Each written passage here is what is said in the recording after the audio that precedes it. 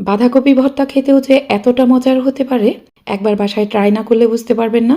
বাঁধাকপির এই ভর্তাটি সত্যিই খেতে অনেক বেশি মজার হয়। আপনারা এটি পোলাও, সাদা ভাত যে কোনো কিছুর সাথে পরিবেশন করতে পারবেন। এর জন্য প্রথমেই একটা প্যানে নিয়ে নিলাম কিছু কেটে নেওয়া বাঁধাকপি। এখানে আমি মাঝারি সাইজের একটা বাঁধাকপির 3/1 অংশ এরকম কুচি করে কেটে নিয়েছি। এই কুচি করে নেওয়া বাঁধাকপিগুলোকে সেদ্ধ করে নিতে হবে। এর জন্য প্যানটা ঢেকে দিলাম। কিছুক্ষণ পর ঢাকনাটা খুলে নিলাম।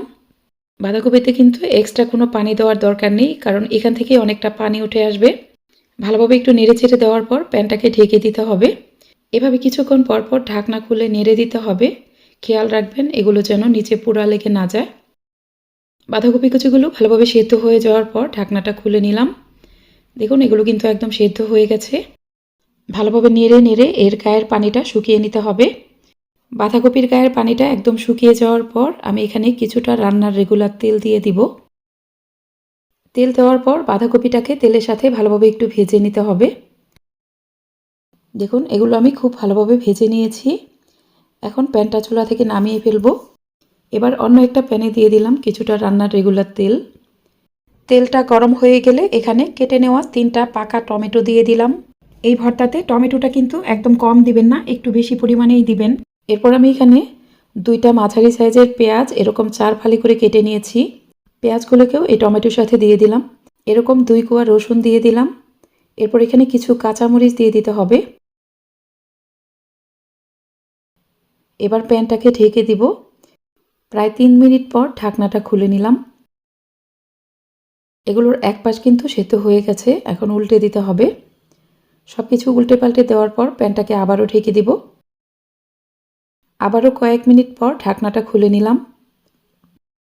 আমার এখানে সব কিছুই কিন্তু খুব ভালোভাবে সেদ্ধ হয়ে গেছে। এখন এখান থেকে পেঁয়াজ, কাঁচামরিচ ও রসুনের কোয়াগুলো উঠিয়ে নিতে হবে। এবার প্যানে একটা বড় সাইজের ডিম ভেঙে দিয়ে দিলাম। ডিমের এক পাশটা একটু হয়ে যাওয়ার পর এটা অনবরত নেড়ে নেড়ে এরকম স্ক্র্যাম্বল করে নিতে হবে। ডিমটা স্ক্র্যাম্বল করে নেওয়ার পর টমেটোর সাথে ভালোভাবে নেড়ে মিশিয়ে নিব। এই ডিম ও টমেটোটাকে কিছুক্ষণ একটু ভালোভাবে ভেজে নিব। এখানে টমেটোর গায়ের পানিটা অনেকটা শুকিয়ে যাওয়া পর্যন্ত এটা নাড়তে থাকতে হবে। টমেটোর গায়ের পানিটা যখন এরকম অনেকটা শুকিয়ে যাবে তখন উঠিয়ে নিব।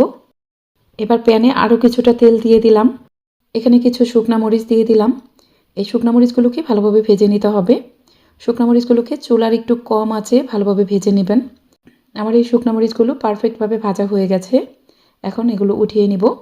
সব কিছুই ঠান্ডা হয়ে যাওয়ার পর ভর্তা করতে চলে যাব। এজন্য একটা বাটিতে কয়েকটি শুকনা মরিচ নিয়েছি। এখানে স্বাদ অনুযায়ী লবণ দিয়ে দিলাম। এই লবণ ও শুকনা মরিচটাকে খুব ভালোভাবে চটকে নিব। শুকনা মরিচ ও লবণটাকে প্রথমেই খুব ভালোভাবে চটকে নিতে হবে। এরপর এখানে দিয়ে দিব ভেজে নেওয়া পেঁয়াজ, রসুন ও কাঁচামরিচগুলো। ভর্তাতে ঝালের পরিমাণটা অবশ্যই আপনারা নিজেদের টেস্ট অনুযায়ী দিবেন। এই পেঁয়াজ ও মরিচটা ভালোভাবে চটকে নেওয়ার পর আমি এখানে কিছু কাঁচা পেঁয়াজ কুচি দিয়ে দিব। এই ভর্তাতে অবশ্যই কাঁচা পেঁয়াজটা একটু বেশি পরিমাণে অ্যাড করবেন, তাহলে ভর্তাটা খেতে খুবই ভালো লাগবে। এরপর দিয়ে দিলাম কিছু ধনেপাতা কুচি। এবার সব কিছুই ভালোভাবে মেখে নিব। ভালোভাবে মেখে নেওয়ার পর এখানে বেশ কিছুটা সরিষার তেল দিয়ে দিলাম। এই ভর্তাতে সরিষার তেলের পরিমাণটা একটু বেশি দিবেন। সব কিছুই ভালোভাবে মেখে নেওয়ার পর আমি এখানে ভেজে নেওয়া টমেটো ও ডিমটা দিয়ে দিব।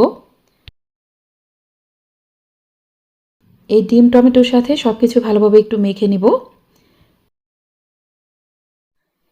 এগুলো একটু মেখে নেওয়ার পর এখানে দিয়ে দিতে হবে ভেজে নেওয়া বাঁধাকপিটা। অফ ক্যামেরায় আমি কিছু পেঁয়াজকলি ভেজে নিয়েছিলাম। এ পর্যায়ে আমি এখানে কিছু ভেজে নেওয়া পেঁয়াজকলি দিয়ে দিব। হাতের কাছে পেঁয়াজকলি থাকলে অবশ্যই হালকা করে একটু তেলে ভেজে দিয়ে দিবেন, তাহলে ভর্তাটা খেতে খুবই ভালো লাগবে। এবার সব কিছুই খুব ভালোভাবে মেখে নিতে হবে। দর্শক, এ পর্যায়ে আপনাদের কাছে আমার একটা অনুরোধ, যারা এখনও আমার ইউটিউব চ্যানেলটিকে সাবস্ক্রাইব করেননি তারা প্লিজ আমার চ্যানেলটিকে সাবস্ক্রাইব করে পাশে থাকা অল লেখা বাটনটাতে ক্লিক করে দিবেন। আর ভিডিওটি যারা ফেসবুক থেকে দেখছেন তারা অবশ্যই আমার ফেসবুক পেজটিকে লাইক ও ফলো দিয়ে রাখবেন। আর আপনারা অবশ্যই ভিডিওটিকে বেশি বেশি শেয়ার করে অন্যদেরকেও দেখার সুযোগ করে দিবেন। আমার এই ভর্তাটা কিন্তু একদমই রেডি। বাঁধাকপির এই ভর্তাটা গরম গরম ভাতের সাথে খেতে যে কতটা মজার হয় একবার বাসায় ট্রাই না করলে বুঝতে পারবেন না। আপনারা অবশ্যই এইভাবে একবার বাসায় ট্রাই করবেন। আর রেসিপিটি কেমন লাগলো আমাকে কমেন্ট করে জানাবেন। আজ তাহলে এখানেই বিদায় নিচ্ছি। এরপর আবারও হাজির হব আরও সহজ ও নতুন কোনো রেসিপি নিয়ে। সে পর্যন্ত সবাই অনেক বেশি ভালো থাকবেন। আল্লাহ হাফেজ।